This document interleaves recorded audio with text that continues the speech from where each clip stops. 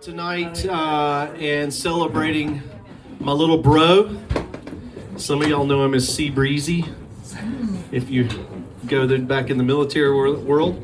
But we're going to try to embarrass him a little bit tonight and tell some stories. So I'm going to let Corey start us out. And we'll try to get everybody out because while we're doing this, our catering people are going to be getting your food ready. And don't worry, the porch is rated for 150 people. Right. I don't know that. Yeah. I don't know that. Hey, What we're guessing is fine. the Longs love living on the edge, so it's a well-known fact. Yeah. Wally, should we do jumping jacks? You notice who's standing inside. All right, but yeah, everybody come on out while we get the food going inside. So anyway, Corey? Right. All right, so we're going to tell a little something about Chris Brown here. A couple of us, I guess, or whoever wants to, really. Golly, I got something written for Chris. I did put a few words to a poem that is a little bit fun. But you know what's funny? You know, there's Chris doesn't even know this, I don't believe. But he comes up in conversations all the time. I'm in sales. I'm in the HVAC business. So we got three boys. One's a banker, one's an HVAC guy, and one's a freaking Navy SEAL. Who's the story's going to be about?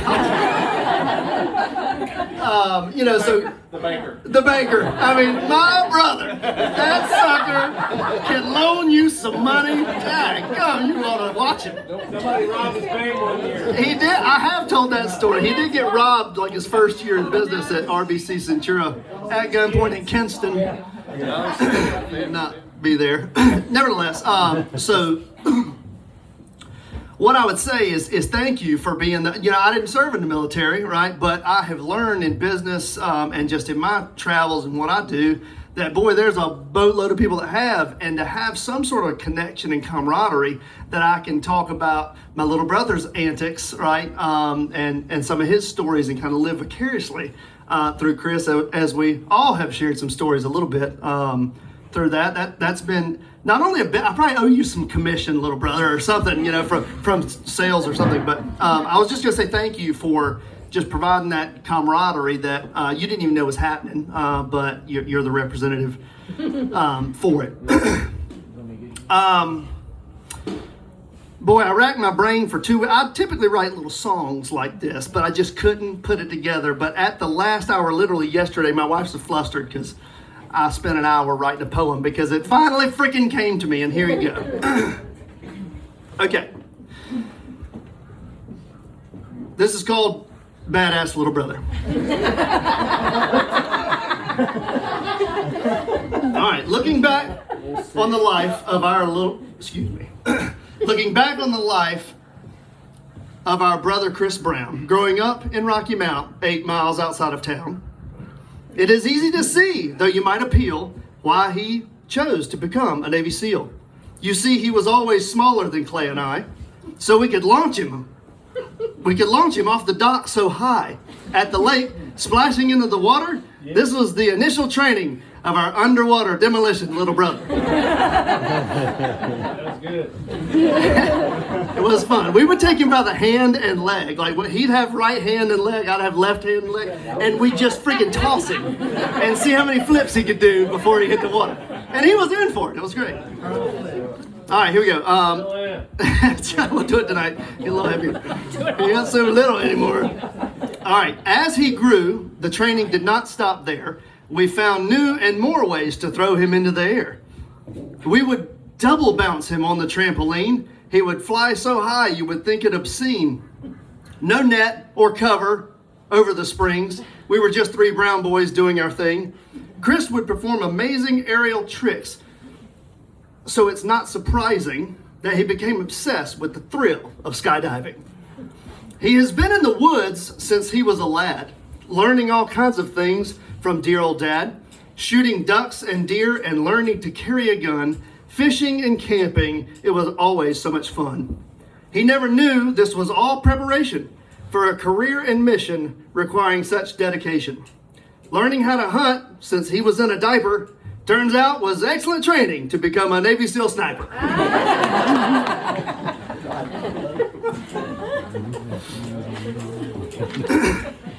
Three boys growing up amidst all this training came with cuts, scrapes, and broken bones. It was draining.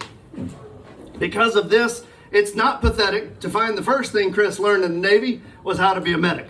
Now, I don't want you folks to think we're trying to take all the credit for training little brother like I have said it. However, with two big brothers and Eddie Brown as your dad, the chances of becoming a Navy SEAL aren't half bad.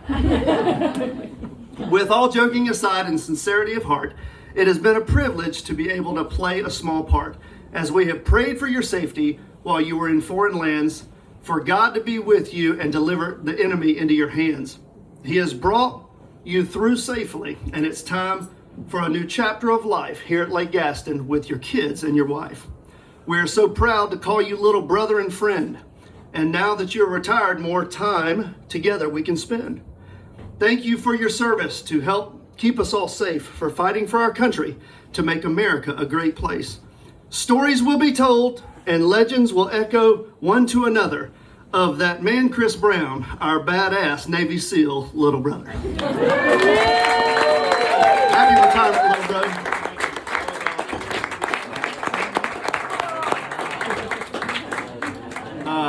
And you stole some of my stories, but it's okay. But I will say, so it's funny over the years, I look back and I didn't realize how unique our childhood was until, I have all these years to look back and see. My parents are not here, Jan and Eddie Brown, most of y'all know them. But I realized, the crazy stuff the Brown boys do, and you guys that grew up with us, you know what I'm talking about. Like we got away with it. Like the kids now, like they just don't get away with doing the crazy stuff that we did. Maybe some of y'all's kids do, but I'll say most of the ones I know do not. And some of the crazy things, I just look back at some of the stories and some of the things we used to do, like the free fall from the tree. That was awesome. Yeah, we created, anybody, Conley, were you involved in the free fall? Anyway, Jonathan, you might have been in that, but anyway, so we created free falls from the tree. Yeah, that was a different swing from a tree because I flipped you over and you cut your head wide open. Yep, that was part of the story. But so anyway, the unique combination of environment and parents and God and the whole thing, just created a really cool environment that I didn't realize how cool it was at the time. So hold on, you got to explain something. So this free fall, okay, Clay was the heavier one, of course, of all three of us. I'm the oldest. He's the oldest, right? So we would literally climb up in a tree, and there would be a boatload of slack in the line. And we measure it to about 6 inches above the ground. And the line was hanging over the tree limb, and so you bail off with nothing but a plank with a knot tied on the end of it for the plank not to move, and you'd bail off the back of the tree until the slat ran out, and Clay would go, "Yee." There you go. Yeah, that's the job of the oldest brother. I get to be the weight. What did you go again? Wee.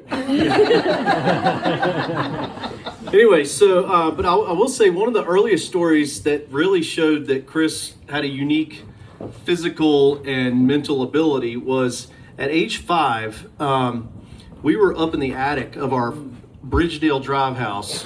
Jonathan knows, spent a lot of time with us there. The ceiling in that, above the carport in that house was nothing more than like a tacked up piece of whatever, plywood of some sort, like just a thin layer of stuff. Yeah.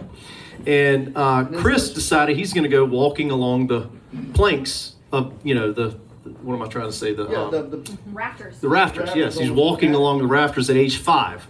All of a sudden, he steps off the rafter at age 5, drops through the ceiling down to the concrete carport below. But Chris doesn't drop to the carport.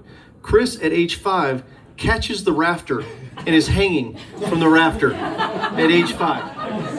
And It was God. It was God, but it was amazing. All I remember is hanging. I still vividly remember seeing my little brother hanging from the rafters Until in the Mom car could run downstairs and catch and it. catch him below. Crazy story. So, but you know, the cool thing, and another thing that another story, and this is more of a personal thing that Chris and I had. Chris, you remember the story of you were learning how to skateboard, and I went off to college, and Chris still hardcore into skateboarding as I'm off at App State in my first couple years, and I get back maybe after my freshman year, sophomore year, somewhere along those lines. I don't remember when it was, but Chris, I get home and Chris is like, Clay, guess what? I'm like, what? He goes, I can ollie 3 feet. And you remember that story, Chris? Backstory though. Yeah. So apparently, I don't remember saying this, but apparently I told Chris at some point in my immaturity that once you can ollie 3 feet, you're really a good skateboarder. I don't know where that came from, what part of the story, but Chris. I'm not going to call you good until you can ollie 3 feet. Yeah, that's right. Whatever I said stuck in his little mind.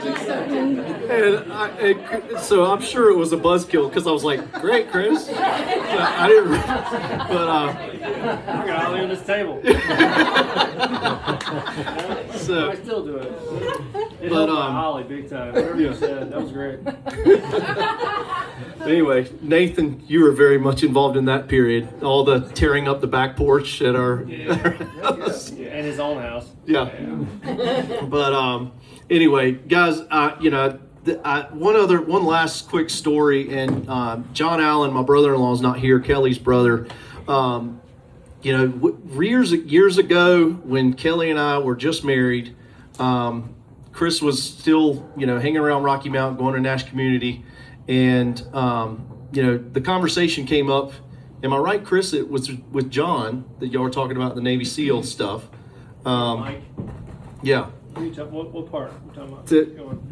Well, I'll finish the story, and you tell me if it's wrong or not. But this is my understanding of the story. So, John Allen, we were sitting around talking one night, and this is how I remember it. But Chris, you know, John was like, "Hey, man, you're like good at everything. Why don't you just become a Navy SEAL?" And Chris was like, "Okay." And the next thing you know, Chris is running miles around our perimeter at the house, like the 5 mile loop. He's putting weights in his backpack. That wasn't the start of it though. Yeah, it was part of it. I remember it being like, I'm either Don't ruin gonna the go story. Wakeboard pro or military. Yeah. Yeah. But the whole purpose in saying that story is purpose. You know, once you find like, hey, this is what I feel like God has for me, and this is where God is leading me, and this is where I find purpose in what I'm doing every day. It changes how you see everything. And I saw that switch in Chris like almost overnight when he realized this is what I need to be doing.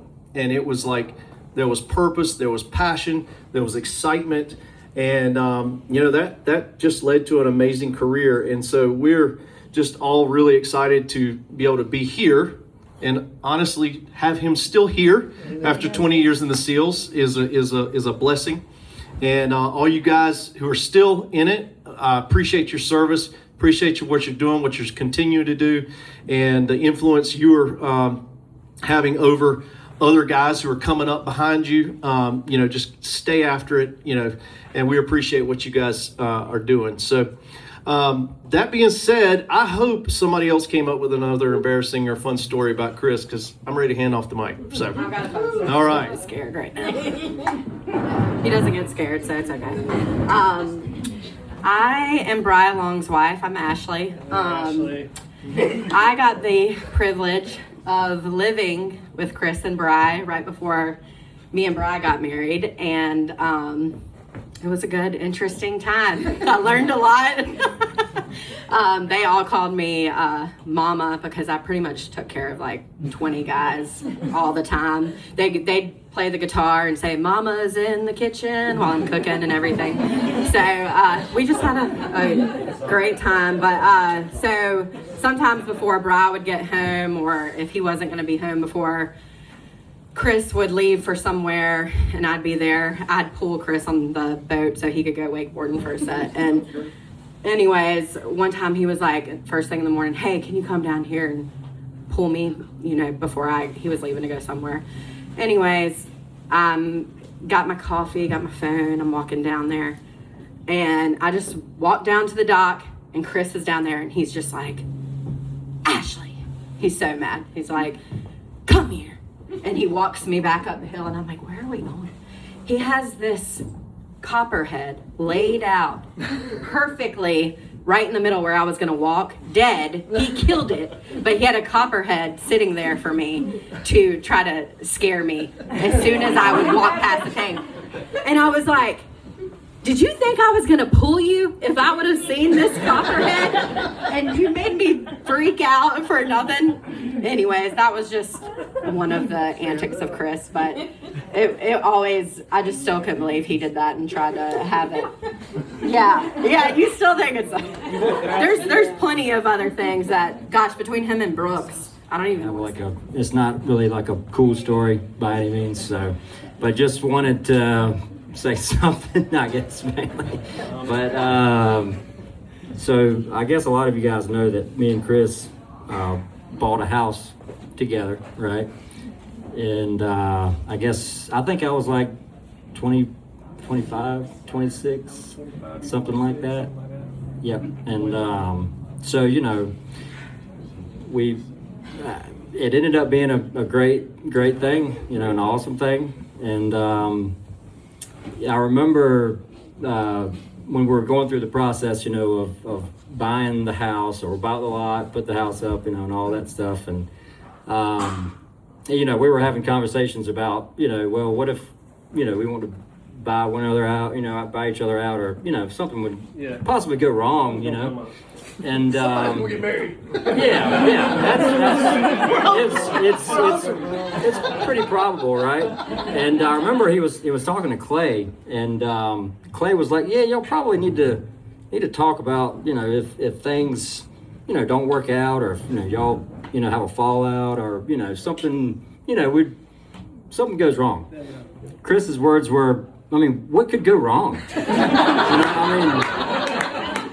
And of course I said, yeah, man, I mean, what could go wrong? I guess that's young and dumb, totally, but everything was awesome, and it's so cool that you still have the place and raising your family there. It's so cool, and we're going to be 30 minutes up the road. So but yeah, and just wanted to say again, thank you, for your friendship, for your service, for everything. I just got, our family at the Longs, we've got such pride in knowing, that, you're basically like, part of our family too. And, I can't imagine how your family feels, with, it's, you just had a great career, and we love you. Thank you for your service. Thank you for your friendship, but probably the most, thank you for the humility that you show in everything that you do. So, in a me world that we're living in, we need way more of that. The humility that you show. So, keep it up, and we love you.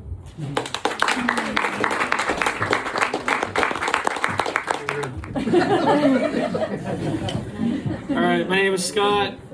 I hate talking in front of people. Love you, man. All right. Wrote some stuff down. Gonna try to just give you the Cliff Note version. But if I talk too long, my wife will come yank me off the microphone. Okay, warning you guys. All right. So, Chris and I met in the Campolo Run Days, 2004. Hit it off. We were buddies. He's an amazing wakeboarder. I told Bri, I was like, you got to meet this guy. He's legit on the wakeboard. And it's funny, both of you guys, definitely you, I'm pretty sure you, but were both like, yeah, okay, whatever. I was like, I'm telling you, man, you guys got to get together, hit it off, and more lifelong friendships were born. So, yeah, we've already heard about his antics. Skipping down. Okay, a few stories. And I wish I was a better storyteller, but use your imagination, all right? So these are the kind of freaking things, man. And a lot of you guys know. But the week before Chris went in the Navy, all right? So it was like September 2005. Bri and I were roommates in Greenville. And at like 3 a.m. on a Wednesday morning, while completely sober, we were looking for stuff to do and had a water balloon launcher. He had a water balloon launcher, and we decided it'd be a great idea to launch these balloons point blank at the front door of our friends that lived across the street. House full of girls that were friends of ours, but they were scared to death of being broken into. I didn't know. I mean, you kind of knew, but okay, all right, whatever. He was going in the Navy. He was leaving in a week or whatever it was. He was not worried. So we decided this would be a really good idea. And I knew that Jamie was going to call one of us and be like, hey, it's really happening this time. We really are getting broken into. When one of y'all come over here. So we did that. We shot it. Bam! Seriously, it was like 3 o'clock in the morning. She calls, hey, it's really happening this time. Okay, Jamie, I'll come over there. You woke me up, whatever. Walk over there. I'm in the house. Like, what am I going to do? These two guys, meanwhile, are formulating another plan outside, which culminated with us pretending that I was abducted while checking on them. And the three of us thought we were going to make it out scot-free, right? Until I called Jamie to tell her, hey, this is all a joke, but, this doesn't happen anymore, right?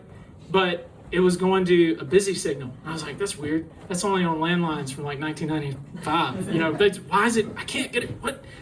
Next thing I know, the block from 9th Street to 10th Street to Cotanch to Forbes, it was completely surrounded by tons of freaking Greenville's finest. And we could not, we literally lived as far as from the distance of this porch from our house. We couldn't get back there because there were police everywhere.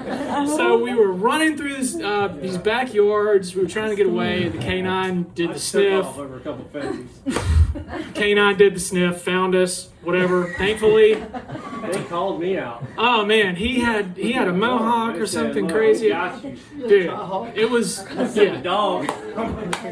it was crazy, man. It was kind of crazy because the cops thought that we were legit up to no good. We were just trying to be jerks, and they brought us before these girls.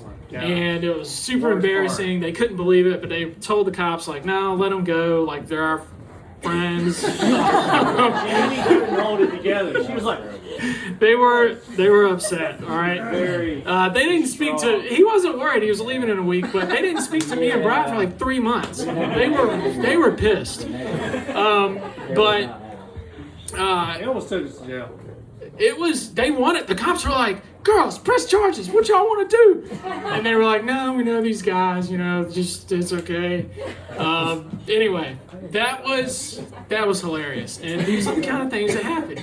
Now, post-Navy, after he brings all this training and stuff back home on the weekends at times, he still wants to do shenanigans, but, he's got a different level of, like, doing things and knowing new skills and stuff like that. Still scaring So, our friends.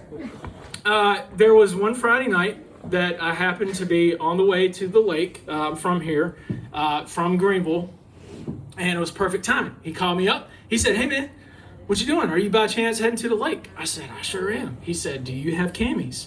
I said, I never have camouflage, but I do. It's in the back of my Jeep right now. He said, meet me on Robert Harris's dock in 30 minutes. Cool. I'm like, what are we gonna do? This is gonna be great. So I pull over on the side of the road, I put on some camouflage, and I go to Robert Harris's dock, And it was in like May.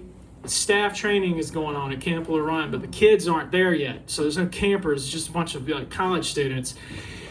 I hear this hum. It's dark outside. I hear this, which turned out to be Eddie Brown's boat. But none of the lights were on. But it turned out all right. He didn't wreck it. He comes up to he's like being super secretive, comes up to the dock, picks me up. I'm like, what are we doing? We ended up sneaking onto the campground and sneaking within feet, just army crawling around the camp that night. Within feet, out in the open. Nobody ever saw us. He was taking the lead. It was hilarious. I was like, none of these, how do they not see us? It was fun. And then it ended with, we knew, okay, once they finished their work for the day, some people are going to go down to the end of the swim dock after a hard day's work and dip their feet in the water, right? Sit. So we got under the dock. We were swimming. He was totally in his element. It's dark. We're swimming under the water. Swimming. As soon as those feet went down, I don't remember who we got, but dude, as soon as we saw feet, it was like 11 at night. We were grabbing ankles and just yanking people in the water. They didn't know we were there. It was awesome. It was awesome.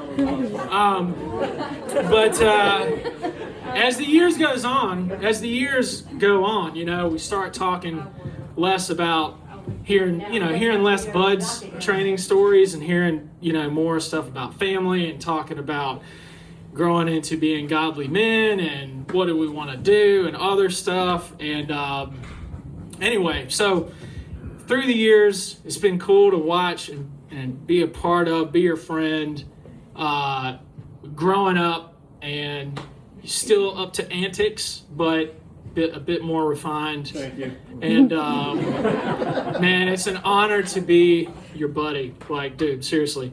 And everybody here feels the same, I know. And one super last quick story. This is who Chris Brown is, or a huge part of who he is. So he was getting deployed. You got deployed in like 2009 once? Is that right? So I was about to be a missionary overseas for a couple of years. 2009, going to, you know, a place where Americans don't normally go. He's about to get deployed around the same time. His family, who loves Jesus, is throwing a party for him and was going to have a prayer time. You know, I just picture it was in Rocky Mount. You know, there's like a chair in the middle of the driveway or whatever. Everybody's going to lay hands on Chris and pray for him. He went and got another chair and sat it beside him and insisted that I sit next to him and receive prayer as well, even though the party had nothing to do with me. And he insisted that I get prayed for. And I appreciated that. I remember that. So, yeah, man. Dude, we love you. You're awesome. And here's to the next chapter.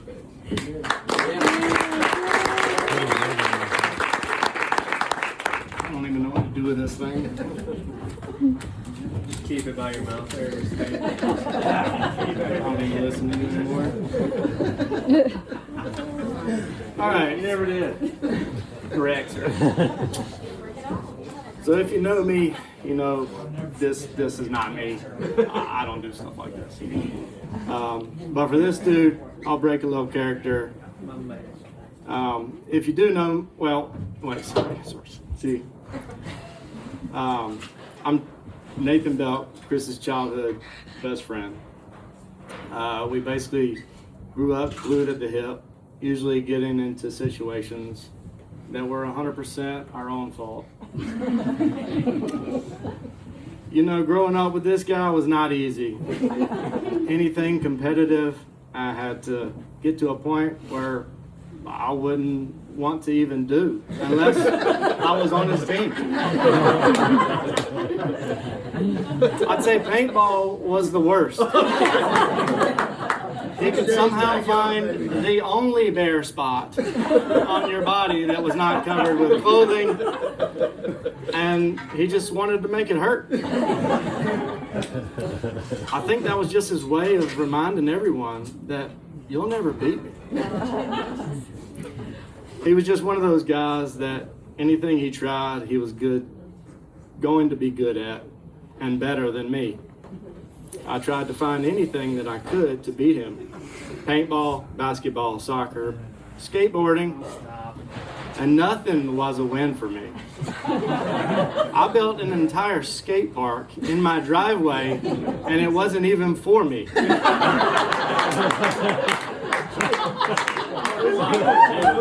Hey, good construction guy. Yeah. Whether we were breaking stink bombs in Blockbuster Video and running to the car to see and watch as the entire store cleared out.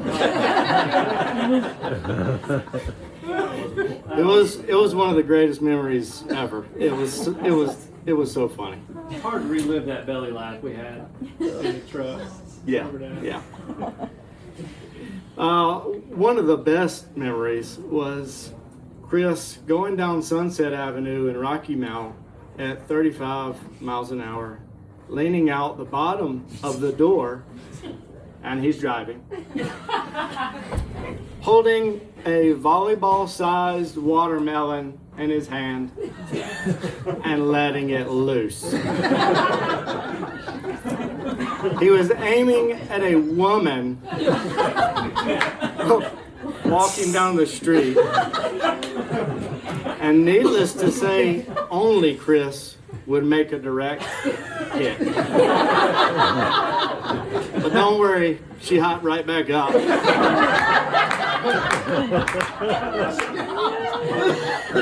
She grabbed the watermelon and actually was shaking it and standing in the middle of the road waiting to throw it at us. I never in my wildest dreams thought that my best bud, as crazy as he was, would ever make it through basic training, buds, and certainly not Hell Week. But sure enough, he'll never let you down. He will do what he wants to do, and no one or nothing will stop him. The determination this guy had at an early age is not something that you see very often. I never thought it would bring him to this point, but I couldn't be more proud to see my best buddy do the things he has done and seen. I have asked him several times, now that he's retired, what now? What could you possibly do that could even compare to what you've done and seen for the past 20 years? For me, as a normal guy, I'd say that's going to be pretty hard to top, but if anyone can top it, I know Chris can. Good luck on the next chapter of life, as I know God has a plan, and I can't wait to see what else he has in store for you and your family. Amen. I guess I can finally forgive you for not physically being at my wedding. But I guess your full-size standing cardboard cutout is good enough. Not everyone can say they have a best bud as good as Chris, so I'm thankful to call you my brother.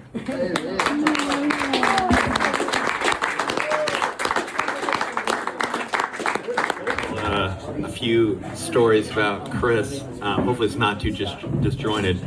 But I can keenly remember the first day I ever saw this guy. We didn't meet, but we were in boot camp, and our divisions, as they so call them, were opposing each other. And back then we had these things called blueberries. You might have seen them. It looked like you ate the wrong piece of candy at Willy Wonka's Charlotte Factory. They were, blue on the top, blue on the bottom. You look real goofy. I see this kid walking out of the door with big ears. Doesn't have big ears, but with the head shaved. And I was like, who is this guy? And he stuck in my mind. We'd see each other pass in the.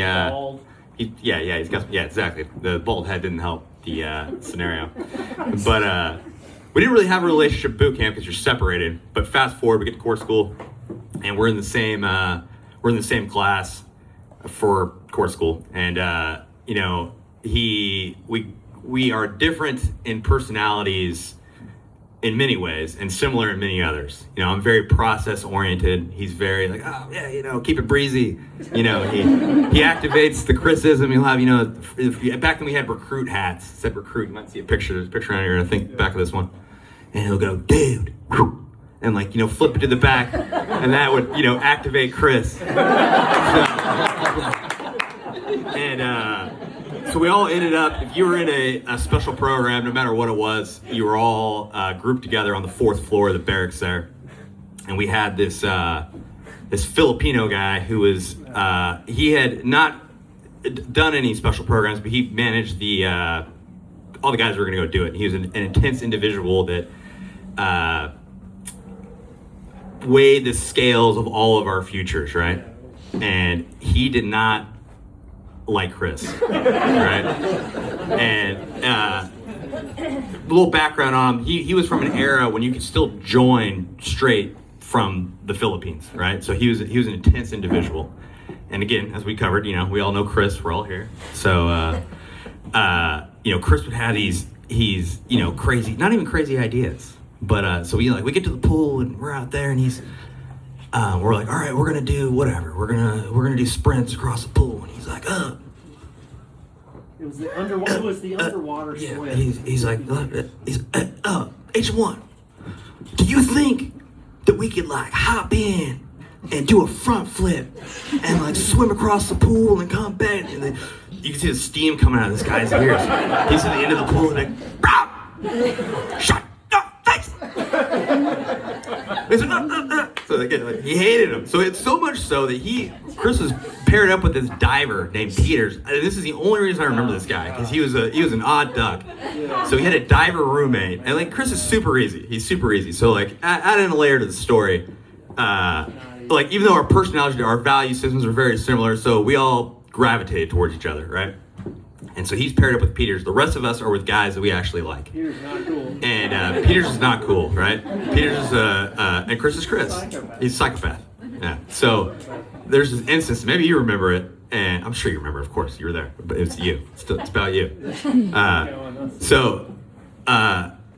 We get back from working out or something, we're all in the same P-way, and Chris, being Chris, doesn't care. There's like a dirty towel on the ground, and this is the string that broke the camel's back or whatever. Like Chris picks this dirty towel up after getting out of the shower and like wipes his face with it, and it's like whatever. Like goes to his bed, and this guy is like, "What? That is the most disgusting thing I've ever seen. Like, why are you so gross?" And it doesn't end at that. Like he goes back in the story to this HM1 character and he's like, "I can't live with this guy. He's a disgusting human being. He uses dirty towels and like, you know, all that stuff." And then I don't know what was the sequence of events. This guy goes to try to pull his SEAL challenge contract to go to Bud's over a dirty towel or live with this guy Peters. So Tommy was a part of that a little bit. yeah, but Tommy's a dirtbag. So we're talking about you, not but so then he's like hanging by a thread. This guy's gonna like pull his contract, and he's done nothing wrong. But so fast forward, he gets out of there. You know, we failed a couple tests in core school. We had to go take together and stuff together. So it was always good to have him there with me. You know, yeah, naturally, right? But so another little tale. So fast forward. As I said earlier in the conversation, I'm very much process like, hey, this is a sequence I need to get done before I get up tomorrow. This has got to get done. And this guy back here recording are not like that at all. At the time, right? They're very which I needed that because they're much more. Yeah, man, it'll go with the flow. It'll buff, you know, like we'll put out and it'll work. So we get done with the day of training, and our clothes are soiled and wet and. You know, dirty. And the deal was, if I remember correctly, it was like, whatever, like, I'll go put them in the washer, but then, like, you got to put them in the dryer, right? And so we could, like, get some rest. So we're sitting there, and in my mind, that's a backstop before I can be done for the day. And, like, Chris is up on the top rack, and he's supposed to go put them in the dryer, right? And so, like, he's like, oh, you know, he's like, you know, he's on his belly, his pillow's all balled up, you know, he's like, looks, you know, snug as a bug in a rug. And I'm like, hey. I realize that neither of these guys are gonna get up and go take care of this. So like, it's gotta be me. So I get up and I'm like, you know what? I'm having like a mental dialogue. And as I'm walking out, Chris is like, hey man, like, you know, make sure you throw my stuff in the dryer. I'm like, all right. And I'm like, I feel bad about it, but I'm like, I'm tired of it. I'm tired of this. Like, and so I go through everything. There's a term in the Navy called being a blue falcon. We can talk about that separately. So I get my clothes out and I put them in the dryer. Yeah. I get my clothes out and I put them in the dryer, and then go to bed, right? And knowing that they'll be done when I wake up in 3 or 4 hours, whatnot. And so we get up, and everyone's getting up. It's like pre-dawn, right? Everyone's getting up, getting ready, and Chris comes back, and this is the only time he's not a confrontational or unnecessary violent human being, right? But he wanted to punch me in the face, right? 100%, and he said so. He's like, man, I could punch you in your. So he's got to put on wet clothes and start the day, So there's that. But so we've in a a cosmic way, for lack of a better word, we've never served in the same team operationally, but we've always intersected in different schools and been at the same unit right down the hall from each other, and our paths always crossed, and we may go big gaps where we don't see each other or talk to each other, but time is transient, it doesn't matter, it's always the same. So I'll end it with this story. So I'm on my honeymoon. No, I'm not even on my honeymoon. It's my wedding night. And we had a nice dinner. We'd gone to Scotland. We just, did it solo. And we're unwinding. And, it's your wedding night. My phone rings. It's Chris Brown. And I'm like, it's Chris Brown. I'm not answering this phone call, right? So I pick it up, put it on speaker, and we're just talking about something. And my wife's, looking at me kind of like, I didn't think she cared. She doesn't really care. But she was telling Tommy was staying with us. She's like, on our wedding night, Chris Brown called and he picked up the phone, right? And I was like, if you were in labor and Chris Brown called, I would pick up the phone. So I'll end it with that. I love you, man. I'll always pick up the phone for you. Real quick, but I admire a lot of things about Chris. One thing is probably his confidence, and you also might know that he's not very good with names, and so, a lot of times those two things do not mix very well. So one day we were down on the dock there, and there was a lot of people there, and a friend of mine and his wife were leaving. And we all, were saying bye and everything. And they walk up, I guess Chris was in the water or something, I don't know, but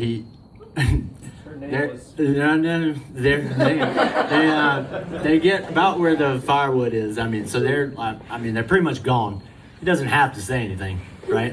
But he's on the dock and he comes up, he just out of nowhere, he's like, see you later, Michelle. And her name was Melissa.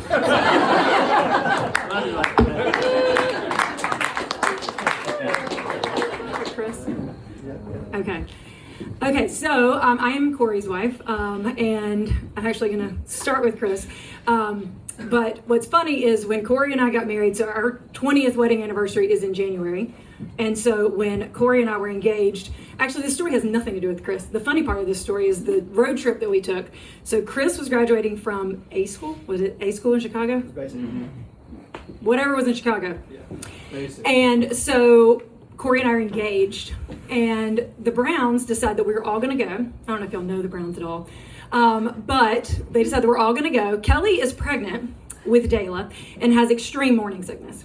We rented a van, and all 6 of us, Clay, Kelly, Corey, and I, and his parents, drive to Chicago, 17 hours there, 17 hours back. We shared a hotel room, all 6 of us, for like a couple of days. It was at least a few days, okay.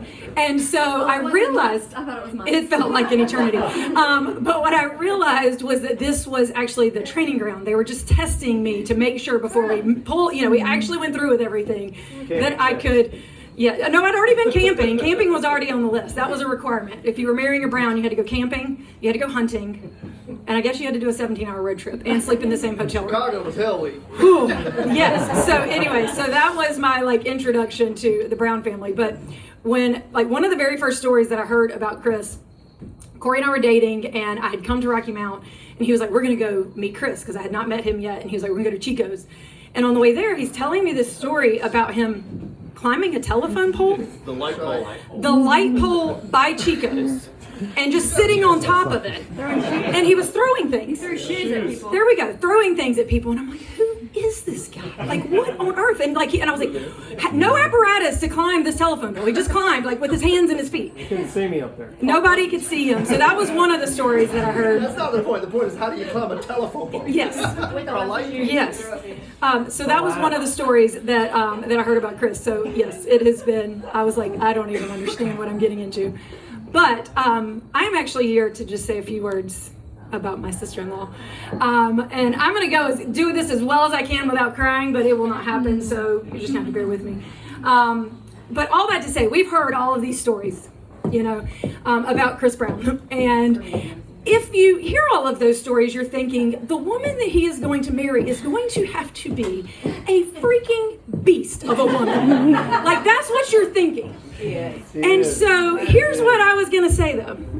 When I met Caitlin, I vividly remember thinking, like, I don't know if she's up for this test. I'm just not sure, because if you've met Caitlin, she is one of the sweetest, quietest, like not quiet, she got a quiet strength about her, but she is just not his equal in those ways, right? And I was like, okay, I'm not so sure. But she has absolutely taken everything that I possibly thought and proven me wrong, because she has a strength about her. And I think we know that nothing that he can do without having her at home and her managing everything at home is possible. And so one of the things that I was thinking, sorry, I do have a scripture that I wanted to just say really quickly. Okay, come on, password. Sorry, I should have had this ready before I got up here. There we go.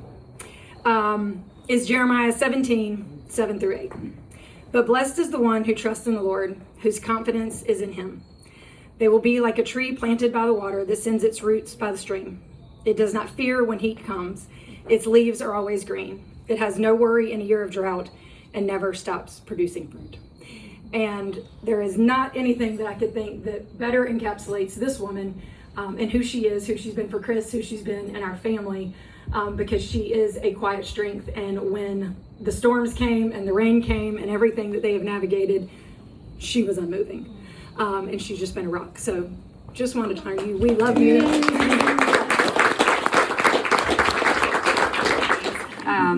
Yeah, I met Chris when he was 14, so I have some hilarious stories about him too, but I'm saving our time for my amazing sister-in-law. So Caitlin achieved her first level of sainthood in the year 2015, first level of sainthood. She, this beautiful, joyful homeschool girl, married a Navy SEAL. So while Caitlin diligently became more and more like Christ, preparing her home and serving her husband, she's also learning how to roll with it, Chris Brown style. And she did. Her level of following his crazy antics and activities was so impressive. Like, Lindsay and I both were like, who is this girl? This is crazy. But she did.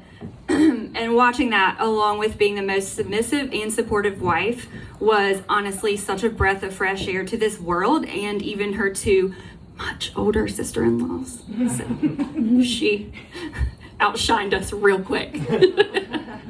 Although there are probably many levels of her sainthood we'll never even know about, her second level came with navigating deployments, fear of learning how to be a mom for Elijah for the first time, the hardest thing I've ever done with my husband home all the time indefinitely, and just decisions and like the time and exhaustion of being a mom, knowing your baby deserves the best, but where's your husband gonna be? It's just amazing. And she always did it with so much just trust in the Lord, like unbelievable trust in the Lord, and with the most peace. And then came Jesse. and this is another level of sainthood. I think there should be a new word for that. I've never witnessed a more sacrificial, brilliant, diligent, devoted parent in my life, both of them. Begging and trusting God, miracle after miracle, for answers and guidance, and never really knowing what decision was going to be best, but giving it their all. That's when I believe Caitlin gave Chris a run for his money in the Warrior department. Amen. That beautiful, joyful homeschool girl went to war for her son, and she won. Come on, good job, girl.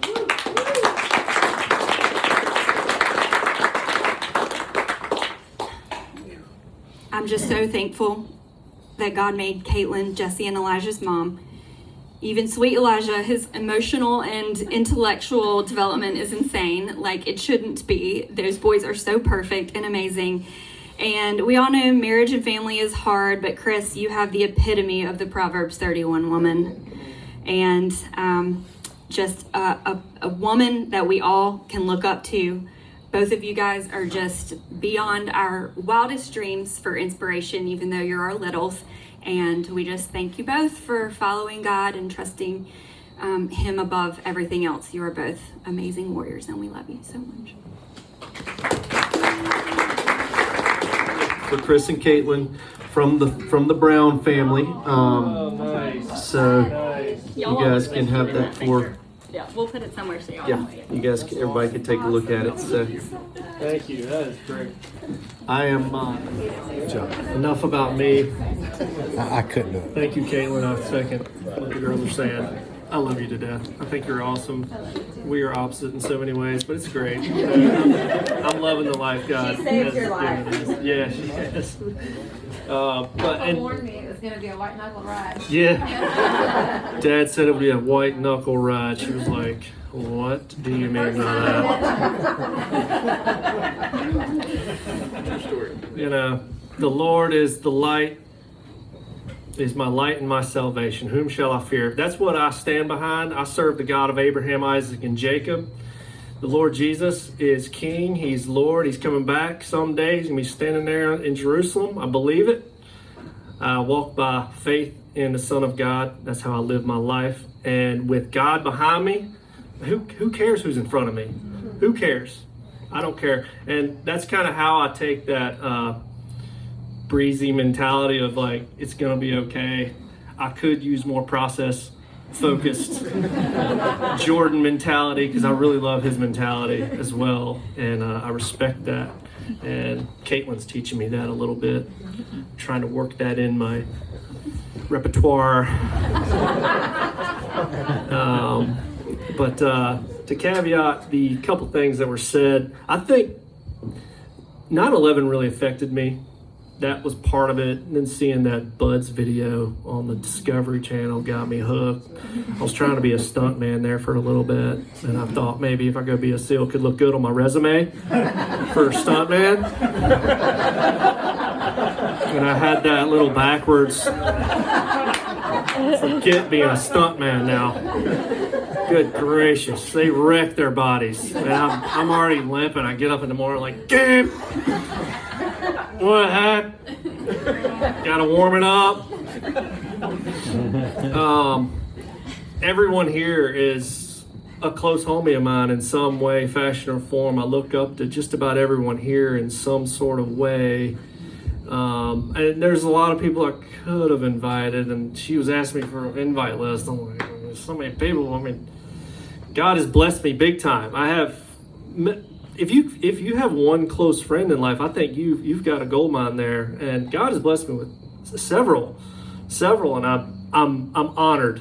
I'm honored, and I love each and every one of y'all and your spouses. And if you're a homie of mine, your spouse is already it grouped into that. So I love her too. You know what I mean? Like we are a family, and I consider you family, and that's kind of the difference of what I married into. Like my close friends are family to me. I mean, I have my family, and we are close, but I mean, this life is very short. I see that. We could be gone tomorrow. Who knows? So I believe we're all family, and we're going to be standing there counted among God's people here very shortly. So that's kind of how I'm trying to live and give off those vibes from any team I'm with. So thank you again. I'll keep it short. I got plenty of other rebuttals for some of the things I heard tonight, but I'm not going to waste your time. We're going to have a fire after dinner. We're going to set it off, and we'll hang out as long as you want. One more thing. So sorry. Thank you, Chris. I don't finish a lot of things that I start. And we started this book of prayers for Chris 20 years ago that he's never seen, I think. And so I asked some of you to add to that. So can you help me? You just hold that. So this is old, silly little, like 20-year-old book. And the first prayer in 05 was written by Grampy. Isn't that cool?